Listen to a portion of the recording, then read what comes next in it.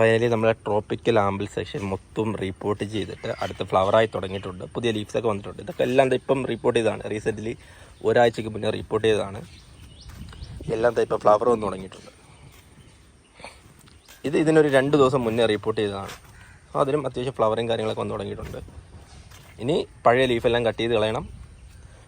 ഒന്ന് വളവും കൂടെ കൊടുത്തു കഴിഞ്ഞാൽ പ്ലാന്റ്സുകളെല്ലാം ഓക്കെ ആയിരിക്കും. അടുത്ത സെയിലിനുള്ള പ്ലാന്റ്സ് ആയി തുടങ്ങും. ഈ ഒരു സെക്ഷനിൽ നമ്മളിതാ ലീഫെല്ലാം കട്ട് ചെയ്തിട്ട് ഒന്നേന്ന് വളർത്തിയെടുക്കുന്നതാണ്. ടോട്ടലി ഇനി ഇവിടെ ഇത്രയും ഈ ഒരു പോർഷനിലും നമുക്ക് ആമ്പൽ വയ്ക്കാനുണ്ട്. സോ അപ്പുറ സൈഡ് ആ കുളക്കേശ് ഇരിക്കുന്ന സൈഡിൽ താമര കുറച്ചും കൂടെ പോട്ട് ചെയ്യാനുണ്ട്. ഈ കുളക്കേശ് നമ്മൾ മാറ്റി ഇവിടെ നമ്മൾ നടുന്നതാണ്.